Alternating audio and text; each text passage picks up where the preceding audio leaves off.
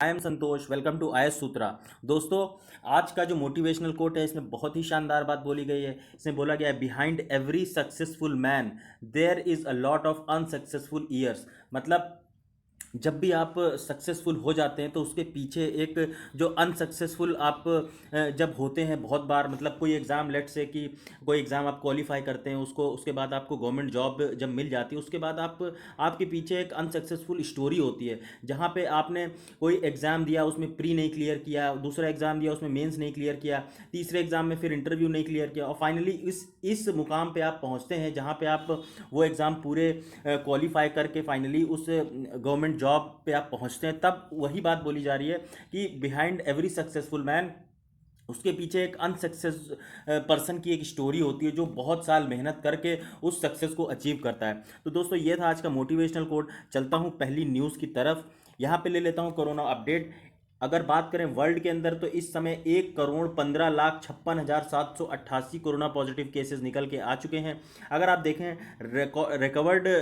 Recovered लोग हैं वो लगभग 65,35,492 केसेस पूरी तरीके ठीक हो चुके हैं। और जो सबसे गलत गलत और दुख भरी बात यह है कि इसमें कोरोना की वजह से अब 5,36,776 लोग अपनी जान गंवा चुके हैं। अगर वर्ल्ड की टॉप कंट्रीज़ की हम बात करें तो यूएसए टॉप पे बना हुआ है, फिर ब्राज़ील, और ये जो सबसे ख़तरनाक चीज़ है कि इंडिया रशिया को पीछे करके अब तीसरे नंबर पे आ चुका है, जो कि पहले कभी 22वें 23वें नंबर पे हुआ करता था। तो दोस्तों, ये एक बहुत ही ज़्यादा, एक आप बोल सकते हैं टेंशन की बात इंडिया के लिए, क्योंकि अब इंडिया के अंदर टोटल 6,97,836 कोरोना पॉजिटिव केसेस निकल के आ चुके हैं। साथ ही साथ आप यहाँ देखेंगे 4,24,000 के आसपास लोग रिकवर कर गए हैं। और जो सबसे टेंशन वाली बात है इंडिया के लिए वो ये कि 19,700 कोरोना की वजह से लोग इंडिया के अंदर अपनी जान गंवा चुके हैं। आप यहाँ पे देख लेते हैं प्रीलिम्स फोकस शॉर्ट न्यूज़। सबसे पहले आप यहाँ पे बात की जा रही है सहारनपुर डिविजनल कमिश्नर की, जिन्होंने उत्तर प्रदेश गवर्नमेंट से बोला है कि वो शिवालिक फॉरेस्ट, जो कि सहारनपुर रेंज में आता है, बॉर्डर करता है, जैसे कि हिमाचल प्रदेश, उत्तराखंड, हरियाणा, उत्तर प्रदेश के सारे एरिया से, बोला गया है कि इसे as a tiger reserve declare किया जाए सहारनपुर सर्कल को, जिससे कि यूपी को अब फोर्थ टाइगर रिजर्व मिल सके उत्तर प्रदेश के अंदर। इससे पहले उत्तर प्रदेश में अमनगढ़, बिजनौर के अंदर पीलीभीत, दुधवा, लखीमपुर खीरी, ये सब tiger reserve already India UP के अंदर है, जो कि आप याद रख सकते हैं। शिवालिक फॉरेस्ट जो है इसमें ये बेसिकली सिचुएटेड है नॉर्दर्न टिप पे यूपी के, जैसे कि जो बिल्कुल आप सहारनपुर अगर मैप में देखेंगे तो आपको देखने को मिलेगा बिल्कुल यूपी की नॉर्दर्न टिप पे सहारनपुर लाई करता है। और लगभग इसका जो एरिया है वो 33,222 हेक्टेयर लॉन्ग है। कॉरिडोर बहुत बड़ा आप बोल सकते हैं ये एरिया है, जो कि सिचुएटेड है foot hills of Shivalik range. चलता हूँ अगली न्यूज़ की तरफ। थोड़ा सा यहाँ पे देख लेते हैं एनटीसीए के बारे में, national tiger tiger conservatory authority के बारे में। एनटीसीए जो है इसे इस्टेब्लिश किया गया था 2005 के अंदर में। इसे जो एंटी टाइगर टास्क फोर्स है उसके द्वारा रेकमेंड किया गया था, तब एनटीसीए बना, और इसे basically prime minister of India के द्वारा मैनेज किया जाता है। इंडिया के अंदर अगर आप देखेंगे तो प्रोजेक्ट टाइगर, टाइगर रिजर्व्स, बहुत सारे टाइगर रिजर्व्स आते हैं प्रोजेक्ट टाइगर के अंडर में। प्रोग्राम जिसे बोला जाता है टाइगर को प्रोटेक्ट करने के लिए, टाइगर प्रोटेक्शन प्रोग्राम, जिसे प्रोजेक्ट टाइगर भी बोला गया, स्टार्ट किया गया था 1973 के अंदर। वाइल्ड लाइफ प्रोटेक्शन एक्ट को अमेंड किया गया था 2006 में, जिससे कि प्रोवाइड किया जा सके एनटीसीए को, और इसे रिस्पॉन्सिबिलिटी दी गई कि वो टाइगर, जो प्रोजेक्ट टाइगर है उसको प्रिजर्व करे, उसको प्रॉपरली मैनेज करे, जिससे कि जो हमारे टाइगर्स की पॉपुलेशन है वो बढ़ती हुई नज़र आए। आप याद रख सकते हैं इसके जो एनटीसीए के चेयरमैन होते हैं वो ministry of environment and forest होते हैं। टाइगर कंजर्वेशन अथॉरिटी जो है वो बेसिकली एनुअल रिपोर्ट प्रिपेयर करती है, जो कि पार्लियामेंट में टेबल करी जाती है। स्टेट लेवल स्टीयरिंग कमेटीज़ जो होती हैं वो सेटअप करी गई हैं टाइगर के लिए। Tiger states under chairmanship of respective chief ministers, अलग अलग स्टेट्स में जो टाइगर रिजर्व होते हैं उनको चीफ मिनिस्टर्स की जो होते हैं वहाँ के, वो उसको चेयर करते हैं। तो ये आप याद रख सकते हैं। यहाँ पे थोड़ा सा देखें अगर, तो अगर पूरे इंडिया की बात करें तो सबसे ज़्यादा टाइगर जो हैं आपको एमपी के अंदर देखने को मिलेंगे, फिर कर्नाटक, फिर उत्तराखंड, फिर महाराष्ट्र, तमिलनाडु, केरला, और नॉर्थ ईस्ट में अगर आप देखेंगे तो असम के अंदर लगभग 190 टाइगर्स देखने को मिलेंगे। 2006 से कंटिन्यूसली टाइगर सर्वे कराया जा रहा है, जिसमें अगर आप देखेंगे 2006 के अंदर 1411 जो टाइगर हुआ करते थे, आज की डेट में वो बढ़ के उनकी पॉपुलेशन 2967, जो कि आप बोल सकते हैं डबल से भी थोड़ी ज़्यादा हो गई है, जो कि इंडिया के जो टाइगर्स की पॉपुलेशन उनके लिए एक बहुत ही अच्छी बात है। इसका मतलब हमारे देश की सरकार काम कर रही है टाइगर्स के प्रोटेक्शन के लिए, टाइगर्स को की जनसंख्या को बढ़ाने के लिए। आप याद रख सकते हैं कि यहाँ पे बात की जा रही है पल्स पेंडेंट की। ये दोस्तों एक ऐसा पेंडेंट है जो कि जैसे आप देखा होगा कि जब कोरोना वायरस का स्टार्टिंग में स्प्रेड हुआ था तो उसमें बोला जा रहा था कोई भी अगर बाहर है, कोई भी मार्केट प्लेस से आ रहा है, पब्लिक प्लेस में ट्रेवल कर रहा है, तो कोई भी अपने मुंह में, नाक में हाथ ना लगाए, चेहरे पे, जिससे कि उसका जो वायरस है वो आपके शरीर के अंदर ना चला जाए। तो नासा ने एक ऐसा पल्स पेंडेंट बनाया है जो कि अलर्ट कर देगा आपको, अगर जैसे ही अपना हाथ आप अपने चेहरे की तरफ या लेके जाएंगे तो वो आपको एक अलर्ट कर देगा, जिससे कि आप अपने चेहरे के माध्यम से जो आपका इन्फेक्शन है को SARS-CoV-2 वायरस जो है उसको अपनी बॉडी में जाने से रोक सकते हैं। तो एक बहुत ही शानदार गैजेट जो एनएसए के, नासा के द्वारा बनाया गया, नेशनल एरोस्पेस ऑफ अमेरिका के द्वारा, आप याद रख सकते हैं। जो ये गैजेट है बेसिकली शेप इसे इसे राउंड शेप का है, और ये चेक करता है अपनी जो एक्टिविटीज़ आप 6 इंच जो बिलो के नीचे, चिन के नीचे जो आप करते हैं उनको मॉनिटर करता है। और 3D प्रिंटेड डिवाइस है जिसमें टाइनी वाइब्रेशन मोटर लगी हुई है, जो कि आप याद रख सकते हैं। यहाँ पे बात की जा रही है म्यांमार में एक बहुत ही ह्यूज 162 लोगों ने अपनी जान गंवा दी लैंडस्लाइड की वजह से, जो कि जेड माइनिंग कर रहे थे। जेड जेड एक तरीके का ऐसा ग्रीन पत्थर होता है, ग्रीन, जो कि ऑर्नामेंटल जिनके यूजेस हैं। आप देख सकते हैं म्यांमार जो फायर सर्विस डिपार्टमेंट है उसने बोला कि 162 बॉडीज़ को रिकवर किया गया था। हैपाकैंट की नाम की जगह से सेंटर बोला है कि वहाँ का कि ये वर्ल्ड की सबसे जो बड़ी और ल्यूक्रेटिव जेड माइनिंग इंडस्ट्री है। हापकांड जो होता है एक एक रफ और रिमोट एरिया है काचिन के अंदर, जो कि आप याद रख सकते हैं। डायरेक्ट ऐसे क्वेश्चन दोस्तों बन जाते हैं, जैसे पूछ लिया आपसे हैपाकैंट नाम की जगह कहाँ पे सिचुएटेड है, म्यांमार, थाईलैंड, कंबोडिया, सिंगापुर। तो डायरेक्टली अगर आपने ये ऐसी प्रीलिम्स फोकस न्यूज़ पे आपने अपना फोकस बना के रखा है और स्टार्टिंग से कवर करके चलेंगे, तो आपको ये सारे जो क्वेश्चंस आते हैं यूपीएससी में और यूपीपीसीएस या स्टेट पब्लिक सर्विस कमीशन में, तो वो आप डायरेक्टली एलिमिनेट कर पाएंगे वहाँ पे अपने आंसर को।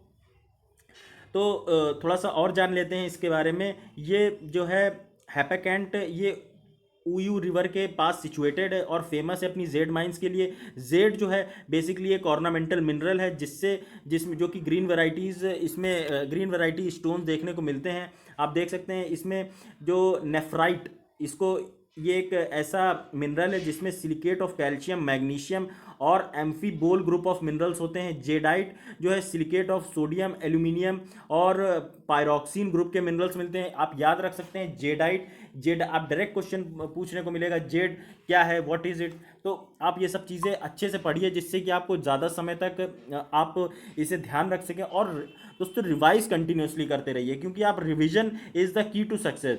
आप जब एग्ज़ाम में बैठते हैं तो आपको सबसे इंपॉर्टेंट होता है जो आपने पढ़ा है साल भर उसे रिकॉल करना, उसे दिमाग से बाहर निकालना। और वहाँ पे आपकी जब माइंड में काफ़ी स्ट्रेस होता है तो फिर आप वो चीज़ें रिकॉल नहीं कर पाते। तो ये तभी आप अच्छे से कर पाएंगे जब आप अच्छे से रिवाइज करेंगे, चीज़ों को टाइम टू टाइम रिवीजन करते रहेंगे, तो फिर आपको आसानी से चीज़ें याद आती चली जाएंगी। चलता हूँ अगली न्यूज़ की तरफ। यहाँ पे बात की जा रही है स्वच्छ सर्वेक्षण मिशन, जो कि गवर्नमेंट ऑफ इंडिया की तरफ से housing and urban affairs ministry की तरफ से लॉन्च किया गया। इसके तहत बेसिकली अवार्ड्स टाइटल किए गए जिसका नाम है प्रेरक दरूर सम्मान।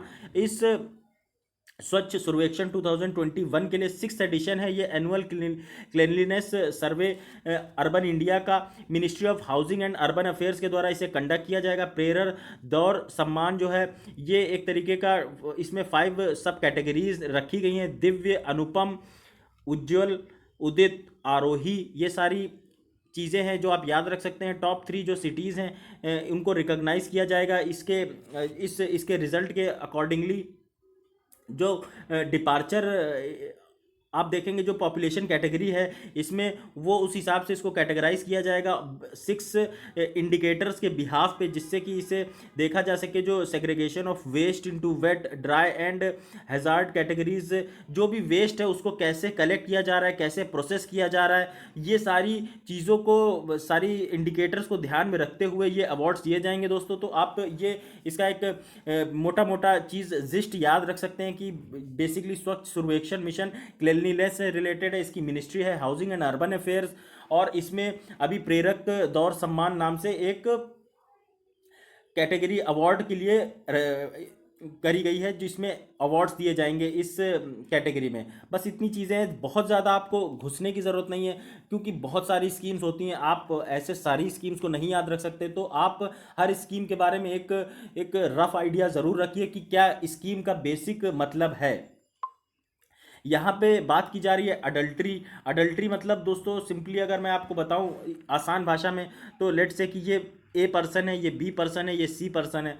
अगर ये दोनों कपल हैं, बी और सी, ये शादीशुदा है, कपल है, और इस पर्सन को इस महिला से प्यार हो जाता है, या इसके साथ उसका कोई रिलेशन डेवलप हो जाता है, तो उस रिलेशन को अगर वो आगे ले जाना चाहे तो वो उसको ले जा सकता है, और उसके ऊपर उसकी कोई बाध्यता भी नहीं होगी। बस उसके लिए कंडीशन ये अब होगी कि वो इसे डाइवोर्स दे दे और इसके साथ अपना रिलेशन आगे चलाए। तो यही चीज़ बोली जा रही है कि अब अगर आप अपनी बीवी को, अपनी जो भी आपकी पार्टनर है उसको धोखा दे रहे हैं, और दूसरी किसी पर्सन के साथ आपका इन्वॉल्वमेंट है, आपका रिलेशन उसके साथ है, तो आपको वो एज अ क्राइम कैटेगरी में नहीं आएगा, आपको जेल नहीं जाना पड़ेगा, बस कोर्ट जाके अपना जो भी डिवोर्स है वो फाइल करना पड़ेगा। लेकिन दोस्तों अगर मैं आपको बताऊं तो जो दो लोगों के बीच का रिलेशन होता है, ये बेसिकली एक रिलेशन ट्रस्ट पे बना हुआ होता है, कि आप शादी जो है बेसिकली ट्रस्ट का एक मैटर है। इसमें जो ट्रस्ट है वो बहुत इंपॉर्टेंस रखता है। अगर क्या क्या गारंटी है कि आप आज इसके साथ जब जा रहे हैं तो क्या गारंटी कि ये कल को किसी और के साथ ना चली जाए। तो ये सारी चीज़ें सुप्रीम कोर्ट ने अभी एक अपना डिसीजन जो दिया था उसमें रिफ्यूज़ कर दिया कि वो 2018 को का जो अडल्ट्री का जो डीक्रिमिनलाइजेशन का जजमेंट है उसको रिव्यू नहीं करेगा। 2018 में जजमेंट के सुप्रीम कोर्ट की बेंच ने बोला था कि वो अडल्ट्री जो होगा वो इंडियन पीनल कोड में सेक्शन 497 के तहत जो आता है उसको, उसमें जो है मैरिड कपल्स जो अपनी पार्टनर के साथ लॉयल रहने की जो बात की जा रही थी उसमें अब वो उसकी बाध्यता नहीं रहेगी। अगर दो इंडिविजुअल अलग होना चाहते हैं और एक कोई उसमें से किसी और के साथ चीट कर रहा है, लेकिन अगर चीट कर रहा है तो इसकी वजह से ये ज़रूरी नहीं कि वो उसके ऊपर क्रिमिनल चार्जेस लगाए जाएं, क्योंकि आपको पता है केस पुट्टा स्वामी केस जो कि आर्टिकल 21 की फ्रीडम से रिलेटेड है, उसमें बोला जाता है कि कोई भी आपको फ्रीडम का पूरा अधिकार है, केस पुट्टा स्वामी। तो ये भी एक फ्रीडम के अंडर में ही ये टॉपिक आ जाता है। तो ये याद रखा जाता है कि जैसा भी आदमी चाहे, जिस भी फ्रीडम से चाहे रह सकता है, प्राइवेसी उसकी फंडामेंटल राइट है। ये सारी चीज़ें याद रख सकते हैं आप। कोर्ट ने बोला है कि अब से कोई भी ज़रूरत नहीं पड़ेगी, क्योंकि अगर आप देखेंगे कि जब दो लोगों के बीच का जो रिलेशन होता है और वो रिलेशन टूटने के बाद वो बंदा किसी और के साथ जब जाता है तो वो उसकी वजह से बहुत ज़्यादा एक, अगर आप देखें बहुत ये ह्यूज ऐसे केसेस देखने को मिलते हैं। तो अगर ऐसे सारे केसेस में लोगों को जेल में डाला जाएगा तो जेल ही भर जाएगी, क्योंकि हर दूसरे या चौथे जगह पे ऐसे केसेस देखने को मिलते हैं। और इस वजह से कोई भी ये नहीं बोला जा सकता कि abolition of adultery as crime की वजह से जो सेक्सुअल क्यास है मोरालिटी का वो होगा, और साथ ही साथ इसमें जो इंक्रीज इन डाइवोर्स देखने को मिलेगा। ये सारी चीज़ें आप याद रख सकते हैं। यहाँ पे थोड़ी सी आज एनपीए के बारे में बात कर लेते हैं। Non performing assets.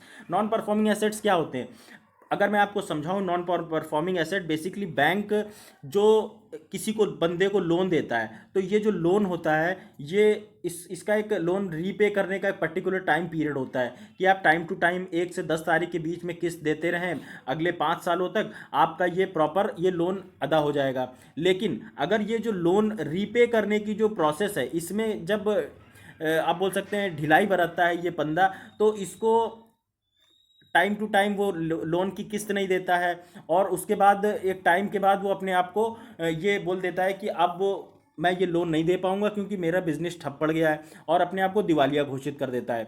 इसी इसी एनपीए की वजह से ही एक कानून लाया गया, IBC insolvency and bankruptcy code, जिसे दिवालिया कानून बोलते हैं, जिसके तहत अगर कोई अपने आप को बैंक रप्ट डिक्लेयर कर देता है अपना, तो उसके खिलाफ सरकार एक कानून के तहत कार्रवाई कर सकती है, उसकी प्रॉपर्टी सीज कर सकती है, और दूसरी चीज़ें करके वो अपना जो भी कोलेटरल में उसने चीज़ें जमा करी हैं वो सारी चीज़ें लेके अपना जो लोन है उसका पैसा रिकवर कर सकती है। बेसिकली अगर हम यहाँ पे देखें, गवर्नमेंट ऑफ इंडिया और रिजर्व बैंक ऑफ इंडिया ने अभी इसे रीस्ट्रक्चर करने की बात की है लोन को, जो कि अभी आप देखेंगे पैंडमिक की वजह से हमारी जो इकोनॉमी है वो बहुत ज़्यादा निचले स्तर पर चली गई है, जिस वजह से हमारा जो एनपीए लेवल है वो काफ़ी बढ़ता हुआ नज़र आ रहा है। करेंटली अगर हम देखें तो बैंक जो है वो जो एनपीए के अंदर जो उनका लेवल है, जो ग्राफ है वो काफ़ी बढ़ता हुआ जा रहा है। एनपीए बेसिकली जब कोई भी बंदा इंटरेस्ट पेमेंट नहीं देता है 90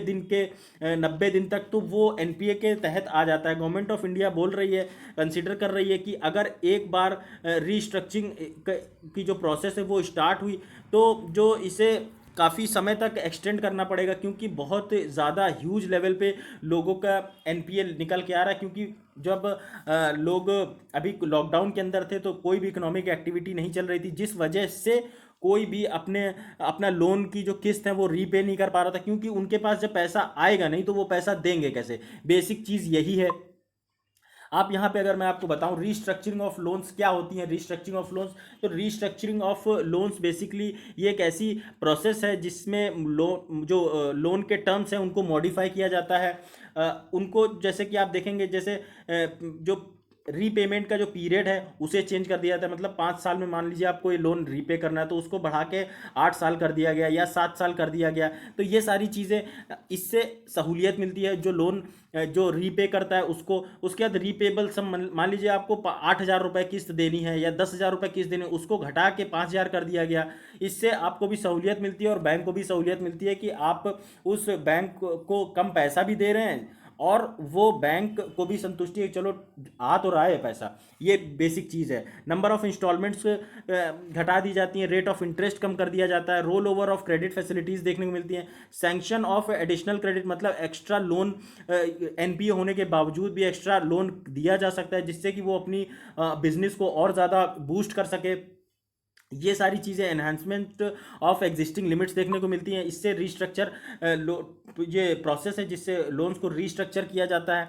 आप यहाँ पे देखेंगे अभी अगर करंट एनपीए लेवल्स देखें हम इंडिया के अंदर, तो इंडिया के अंदर लगभग 8.6% का एनपीए लेवल है बैंकिंग सेक्टर्स के अंदर, अगर हम देखें मार्च 2020 के लिए। और ये बोला जा रहा है कि ये 14% और बढ़ जाएगा फाइनेंशियल ईयर 2021 के लिए। तो ये और गवर्नमेंट के लिए एक टेंशन वाली बात है, क्योंकि जितना ज़्यादा एनपीए बढ़ेगा उतना ही ज़्यादा ये प्रॉबिलिटी होगी कि वो पैसा सरकार का जो है वो डूब जाएगा। और इसको कहीं ना कहीं सरकार पूरी अपनी ताकत झोंक देती है। इस पैसे को रिकवर करने के लिए बैंक को एडिशनल प्रेशर दिया जाता है कि आप ये जो एनपीए हो रहा है इसको रिकवर करिए। तो ये सारी चीज़ें आप यहाँ देखेंगे, बैंक जब इस एनपीए को रिकॉग्नाइज करती हैं तो वो जो है set aside provisions for reserve so that banks can sustain in the future. ये बेसिकली बैंक्स इसीलिए एनपीए डिक्लेयर करती हैं जिससे कि वो पैसा रिकवर किया जा सके, और जो फ्यूचर में उनकी लोन देने की जो क्रेडिट है जो उनको फ्यूचर, अगर वो बेसिकली बैंक्स, आपको मैं अगर बताऊं बैंक्स कैसे काम करती हैं। बैंक्स के पास मान लीजिए 100 करोड़ रुपए हैं, तो 100 करोड़ रुपए में उसके पास जो आया तो उस 100 करोड़ में से वो लगभग लेट से कि 40 करोड़ रुपए वो एज अ लोन दे देती है। तो इस लोन को जब दे देती है तो इस लोन से जो इंटरेस्ट आता है, जो 10% 9% का आता है, इसी इंटरेस्ट से बैंक्स अपना खर्चा चलाती हैं। बैंक्स अपने सैलरीज जो होती हैं एम्प्लॉयज़ की वो सैलरी देती हैं, बैंक का जो इंफ्रास्ट्रक्चर है वो क्रिएट करती हैं, और जो दूसरी बहुत सारी चीज़ें होती हैं वो अगर ये जो पैसा दे रही है ये सारा पैसा डूब ही जाएगा तो बैंक रिकवर कैसे करेंगे। वो अपना जो बैंक अपने सैलरीज, अपनी जो एम्प्लॉयज़ हैं उनको सैलरीज कैसे देंगे। तो ये सारी कवायद होती है जिससे कि बैंक्स एनपीए से बहुत ज़्यादा डरती हैं। आप यहाँ देखिए, अगर हिस्ट्री ऑफ रीस्ट्रक्चरिंग की, तो जब भी लोन को रीस्ट्रक्चर किया जाता है तो ये एक स्टैंडर्ड असेट बन जाता है, और ये आरबीआई के लिए फिर डिफ़िकल्ट हो जाता है कि वो ट्रू एनपीए को कैसे मार्कआउट करे बैंक्स के अंदर में। आरबीआई ने स्टॉप रोक दिया था रीस्ट्रक्चरिंग को 2015 के अंदर, क्योंकि इसकी वजह से बहुत ज़्यादा एनपीए लेवल्स में राइज देखने को मिला था बैंक्स के अंदर में, और उसे प्रॉब्लम हो रही थी जो रिकॉग्नाइज्ड स्ट्रेस्ड एसेट्स है एमबीए एनपीए को, उसको कैसे मैनेज करके चले। आरबीआई को ने फिर से अभी ये एक मन बनाया है कि वो रीस्ट्रक्चरिंग करे, क्योंकि अभी जो एविएशन इंडस्ट्री है, टूरिज्म इंडस्ट्री है, हॉस्पिटैलिटी सेक्टर है और दूसरे कंस्ट्रक्शन सेक्टर्स हैं, इन सारे सेक्टर्स में बहुत ज़्यादा इकोनॉमिक स्लो डाउन देखने को मिल रहा है, जिस वजह से आप देखेंगे ये रीस्ट्रक्चरिंग की बात की जा रही है।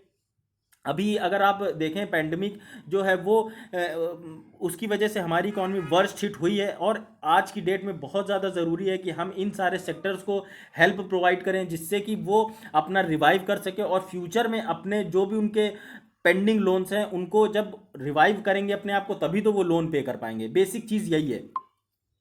फिर आप यहाँ पे अगर देखें प्रॉब्लम्स क्या क्या है रीस्ट्रक्चरिंग की, तो जो इकोनॉमिस्ट हैं वो ये बोलते हैं कि रीस्ट्रक्चरिंग ऑफ लोन्स कभी भी प्रॉब्लम को सॉल्व नहीं कर सकती। इनफैक्ट ये बस एनपीए को रिकॉग्नाइज करने की जो प्रोसेस होती है उसको पोस्टपोन कर देती हैं, और जो रेजोल्यूशंस हैं जो कि असेट्स होते हैं जैसे बैंक्स के अंदर में, वो उन्हें बोला जाता है कि लॉन्गर देन प्रिडिक्टेड, दस leaving banks with huge amount of bad loans. Restructuring से एक ये भी प्रॉब्लम देखने को मिलती है कि जो बैड लोन है वो बढ़ता हुआ दिखाई पड़ता है।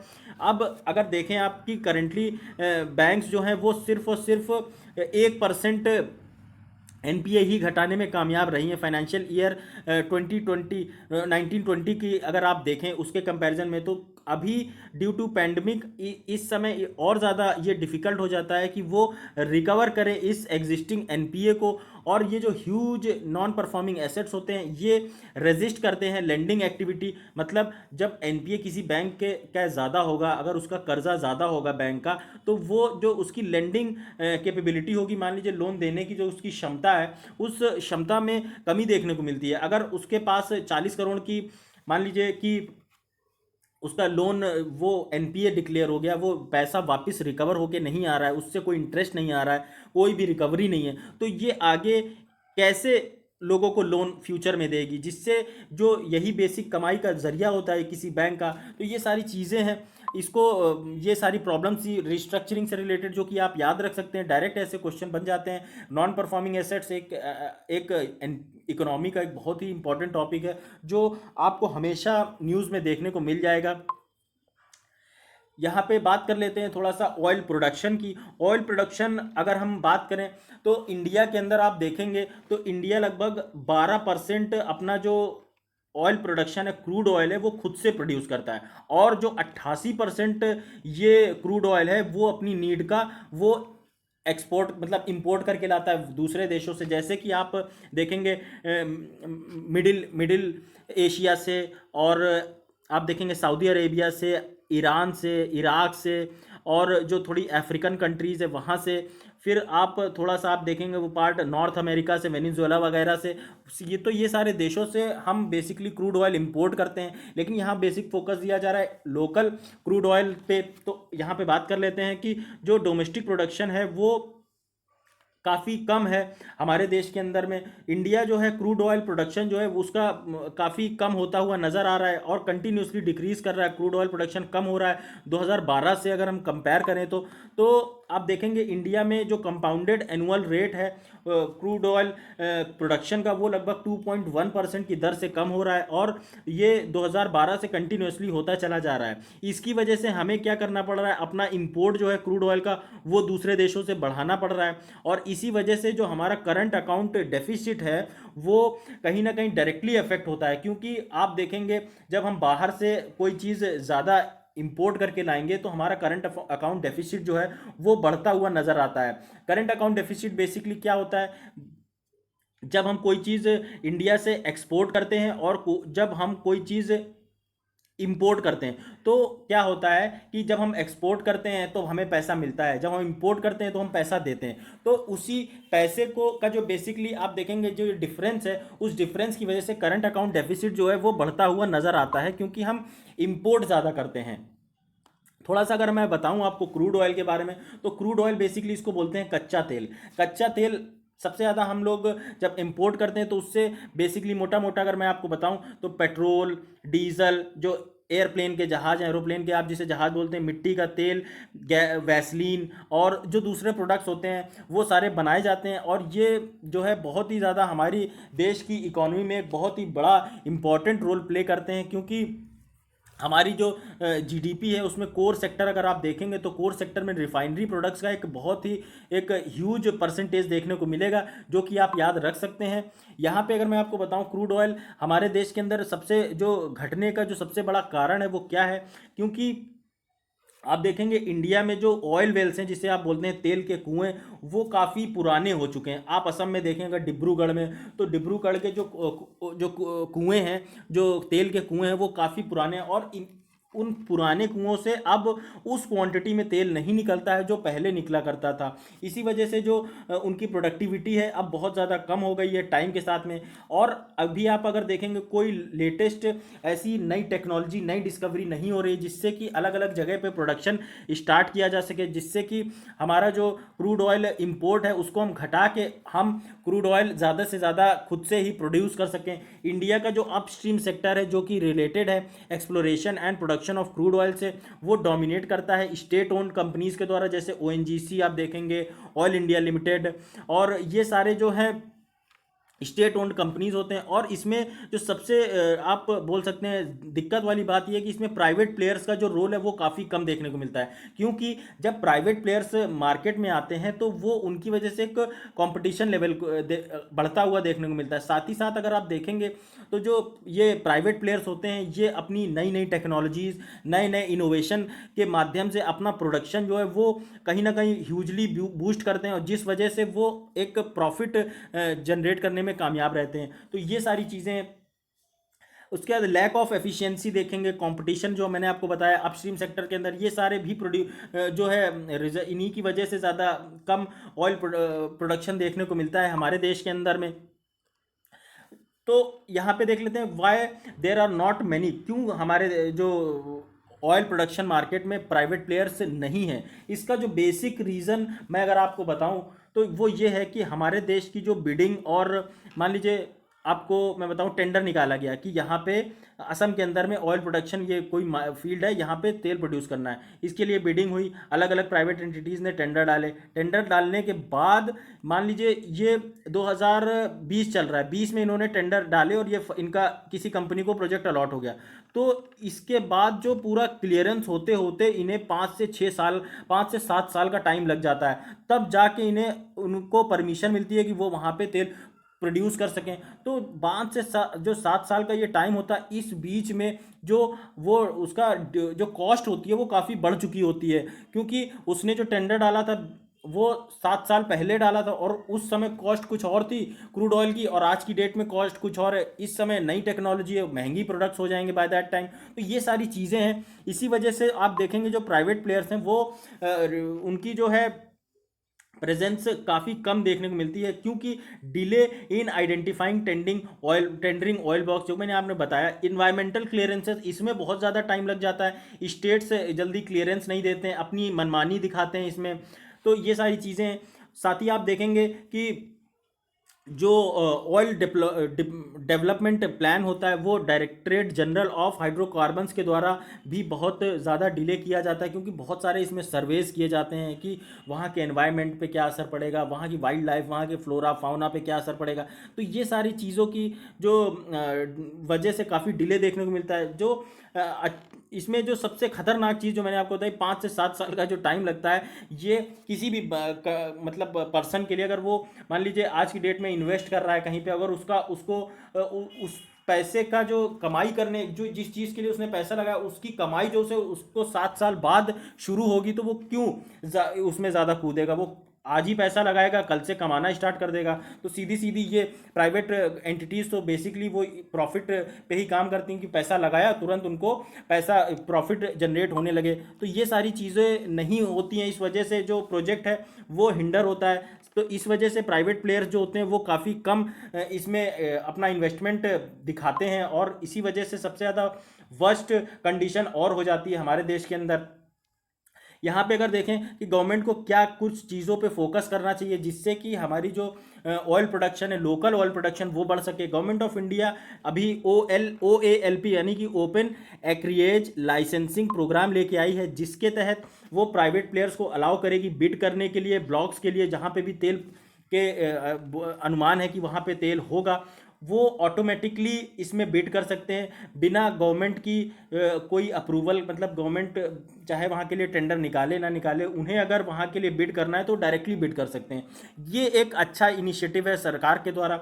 साथ ही आप देखेंगे ये गवर्नमेंट को एक वो देता है, हेल्प इंश्योर करता है कि वो अवॉर्ड कर सकें ऑयल ब्लॉक्स अलग अलग प्राइवेट प्लेयर्स को। गवर्नमेंट ऑफ इंडिया ने प्रोवाइड की है लोअर रॉयल्टी। मतलब जो भी ऑयल प्रोड्यूस होता है, जब इससे क्रूड ऑयल निकलता है, तो उस क्रूड ऑयल को जब कंपनियां निकाल के अलग अलग उसका जगह बेचती हैं, तो उस पर रॉयल्टी ली जाती है इंडियन गवर्नमेंट के द्वारा। तो वो रॉयल्टी जो है घटा दी है, जिससे जिससे कि ये जो प्राइवेट कंपनी है, प्राइवेट प्लेयर्स हैं, इनको कहीं ना कहीं एक ज़्यादा प्रॉफिट बढ़ता हुआ नज़र आएगा इनका, क्योंकि इनको कम जब रॉयल्टी देनी होगी तो इनका प्रॉफिट बढ़ जाएगा।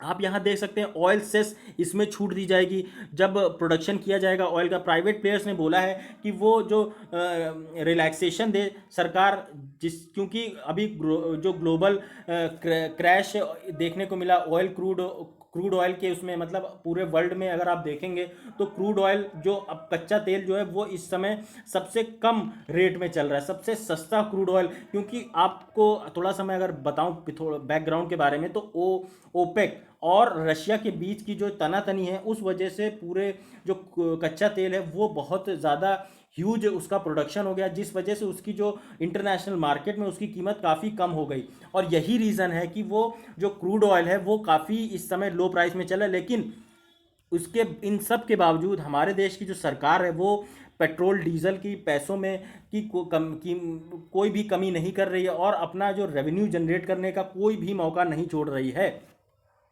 आप अगर यहाँ पे देखेंगे तो जो नई आप बोल सकते हैं गवर्नमेंट के इनिशिएटिव हैं OALP और HELP, hydrocarbon exploration and licensing policy, ये हेल्प कर सकती हैं जिससे कि हम अपना जो कंपटीशन है सेक्टर के अंदर वो इंक्रीज़ कर सकें, और अल्टीमेटली अपना जो प्रोडक्शन लेवल है क्रूड ऑयल का वो बढ़ा सकें। तो ये आप याद रख सकते हैं। यहाँ पे देख लेते हैं एक इम्पॉर्टेंट इशू, जो कि प्रधानमंत्री अभी हमारे देश के जो उन्होंने लेह पे विज़िट किया, और उन्होंने कुछ इम्पॉर्टेंट 2-3 मैसेजेस दिए, जो कि उन्होंने बिना चाइना का नाम लिए ही चाइना को कहीं ना कहीं एड्रेस कर दिया। चाइना को अपनी जो मंशा है वो डिक्लेयर करने की कोशिश करी है कि क्या कुछ उनके आगे फ्यूचर में प्लान्स हैं। तो देख लेते हैं क्या कुछ उन्होंने बोला। अभी हमारे देश के प्रधानमंत्री श्री नरेंद्र मोदी जी, उन्होंने नीमू जो कि एक लेह में एरिया है वहाँ पे उन्होंने विज़िट किया, और जो वहाँ के 14 कॉर्प्स हेडक्वार्टर से वहाँ पे विज़िट किया बेस हॉस्पिटल में, और अलग अलग उन्होंने ऑब्जेक्टिव्स पे बात की। जैसे कि उन्होंने वहाँ पे जो सोल्जर्स थे, जो कि अभी गालवान क्लैश जून 15 के अंदर हुआ था, उसमें जो इंजर्ड हो गए उनसे बात करी। उसके बाद जो वहाँ पे इस समय सैनिक लगे हुए हैं पूरी मुस्तैदी से, उनको कहीं ना कहीं एड्रेस किया, उनका मनोबल बढ़ाया। उसके बाद आप यहाँ देखेंगे कि जो सीनियर ऑफिसर्स हैं वहाँ के, जो डायरेक्ट चाइना के काउंटर पार्ट से बात कर रहे हैं, उनको कहीं ना कहीं अपना एक ब्रीफ किया कि कैसे आपको आगे स्ट्रैटेजी लेके चलनी है, और ऑपरेशनल प्रिपेयर्डनेस कैसे करनी है, जिससे कि हम अपने जो चाइना के साथ इन्वॉल्वमेंट है मिलिट्री टॉक से रिलेटेड, उसमें क्या कुछ अपनी बात रख सकें चाइना पीपल लिबरेशन आर्मी से। जो सबसे बड़ा उन्होंने मैसेज दिया चाइनीज़ लीडरशिप के लिए उन्होंने बोला कि अब एज ऑफ जो एक्सपेंशन है वो ख़त्म हो चुकी है। मतलब जो विस्तारवाद है, जो आप देखते थे पहले, जो आप देखते थे जो राजा, बड़े बड़े राजा होते थे, वो पूरी अपना उनका जो फोकस रहता था वो अपने साम्राज्य को बड़ा करना चाहते थे, बड़ा से बड़ा साम्राज्य, ज़्यादा से ज़्यादा जगह पे वो कंट्रोल चाहते थे, और इसी से उनकी पावर, वो अपनी पावर का एहसास भी कराते थे। तो इसी पुरानी स्ट्रैटेजी के हिसाब से चाइनीज़ जो काउंटर पार्ट है, चाइनीज़ प्रेसिडेंट जो शी जिनपिंग है, वो चल रहे हैं। तो उन्होंने ये एक क्लियर कट मैसेज दिया, क्योंकि चाइना हर जगह उंगली करता रहता है, रशिया हो, जापान हो, या फिर म्यांमार हो, आसियान कंट्रीज़ हो, साउथ चाइना सी हो, पाकिस्तान हो, श्रीलंका हो, बांग्लादेश हो, हर जगह वो अपनी जो ये एक्सपेंशन की पॉलिसी है वो कहीं ना कहीं बढ़ाता हुआ नज़र आता है, और हर जगह एक एक तरीके से झगड़ा करता हुआ नज़र आता है। आप बोल सकते हैं जो एरा, उन्होंने बोला कि एरा ऑफ एवोल्यूशन और डेवलपमेंट इस समय है, इस समय काम है, लोग अपने जितना भी उनके पास एरिया है उसे ही इवॉल्व करें, अच्छे से उसे डेवलप करें, विकासवाद की तरफ जाएं। तो मोदी जी ने जो बोला, era of colonial expansion is over. आप यहाँ पे देख सकते हैं उन्होंने पहले कुछ और भी चीज़ें बोली थी, जैसे कि expansionist forces have done great harm to humanity. मतलब जो एक्सपेंशनिस्ट फोर्सेस हैं, जिनका सिर्फ यही मकसद होता है कि वो अपनी जो विस्तारवाद है, अपने जो राज्य हैं, अपने जो स्टेट हैं, अपने जो कंट्री है, उसको एक बड़ा एरिया उनका कवर करें और दूसरे साम्राज्यों को अपने अपने एरिया में मिला लें, जिससे कि वो अपना पावर जो है ज़्यादा बड़े पैमाने पे दिखा सकें। तो यही चीज़ आप बोलेंगे कि यही चीज़ बोलने की कोशिश की गई कि जब ये एक्सपेंशनिस्ट फोर्सेस जो होती हैं, जब ये दूसरे जगह से अपना एरिया मिला लेती हैं उनको, तो फिर वहाँ पे काफ़ी बड़ा एक युद्ध देखने को मिलता है, क्लैश देखने को मिलता है, जिस वजह से ये ह्यूमैनिटी के लिए एक बहुत ही बड़ा खतरा है। आप यहाँ देखेंगे जो बीजिंग को मैसेज दिया गया, उसमें बोला गया कि वो टेरिटोरियल एग्रेशन में ना इन्वॉल्वमेंट दिखाए। मतलब जो चीन है वो इंडिया की तरफ आंख उठाकर ना देखे, across its boundaries with countries from central Asia और साउथ चाइना सी इंक्लूडिंग इंडिया। वो अक्सर जो है जो चाइना के इम्पीरियलिज्म के समय, जैसे आप देखेंगे, मैं आपको बताऊं, अगर जब अंग्रेज़ राज कर रहे थे चाइना के अंदर, तो वो उनके जो चाइना के जो लीडर्स रहे हैं, उन्होंने हमेशा इम्पीरियलिज्म की निंदा करी है, इम्पीरियलिज्म के खिलाफ लड़े हैं कि इम्पीरियलिज्म वो सही नहीं है, और इसी वजह से वो कहीं ना कहीं फिर उन्होंने, जब आज़ादी उन्हें मिली, तो वो आज की डेट में फिर से आज़ादी मिलने के बाद फिर इसी प्रोसेस में चल रहे हैं। तो फिर फ़ायदा ही क्या हुआ कि आपको वो आज़ादी मिलने का क्या फ़ायदा, जब आप वही काम कर रहे हैं जो अंग्रेज़ करके गए, वही काम आप भी कर रहे हैं। तो ये सारी बात बोली जा रही है, डिस्पाइट द फैक्ट कि चाइना डिड वंस, यही चीज़ मैंने आपको बताई।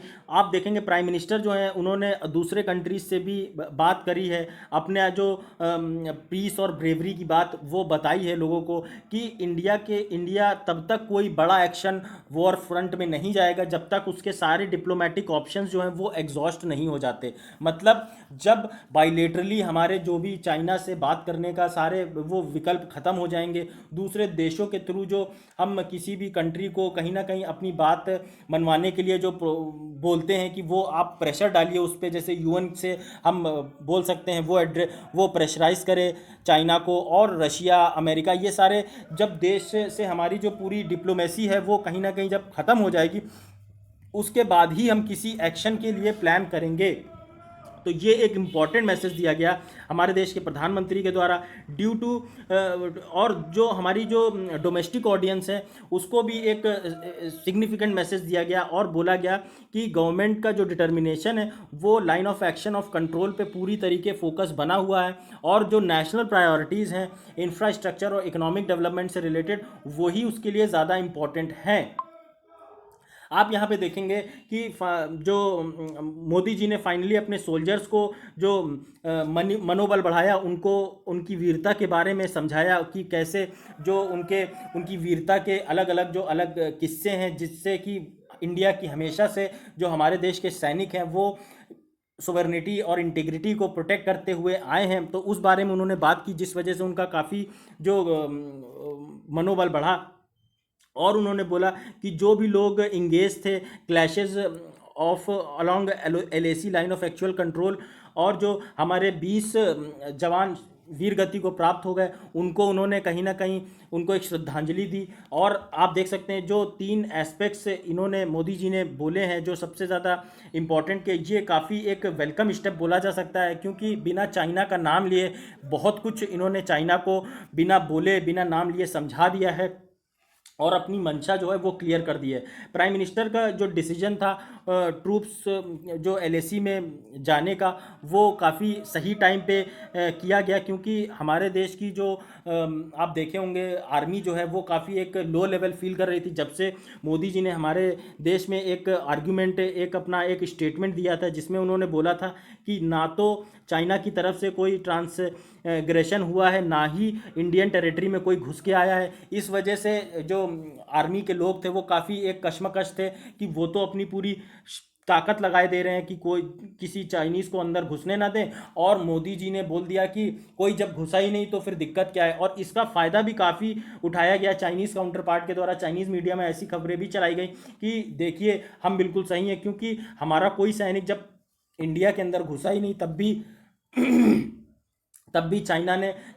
भी इंडिया ने काफ़ी हमला किया, काफ़ी एक नेगेटिव इंडिया का जो अप्रोच दिखाई चाइनीज़ मीडिया ने। तो ये सारी चीज़ें जो इंडिया के प्राइम मिनिस्टर उन्होंने जब बोली, तो इस वजह से काफ़ी जो है आप बोल सकते हैं कि प्रॉब्लम देखने को मिली, एक कशमकश देखने को मिली इंडियन आर्मी के जो सोल्जर्स हैं। लेकिन उन्होंने वहाँ पे जाके ये सारे इश्यूज़ को रिजॉल्व कर दिया है, और अब एक नए लेवल पे जो वहाँ के जो आर्मी पर्सन हैं उनको नया मोरल मिला है, और वो अब फिर से उसी जोशो खरोश से वो लग गए हैं अपने बॉर्डर्स को सिक्योर करने के लिए। ये बोला जा सकता है कि गवर्नमेंट जो है अब आने वाले टाइम में पूरी एक क्लियरिटी लेके चलेगी और पूरा ध्यान देके चलेगी नेशनल सिक्योरिटी इंटरेस्ट पे, और कोई भी ऐसा बयान नहीं देगी जिससे कि उसे एक इंटरनेशनली उसे एक क्रिटिसिज्म का सामना करना पड़े। ये सारी चीज़ें थी इस एडिटोरियल में जो कि आप याद रख सकते हैं। तो दोस्तों ये था आज का पूरा लेक्चर।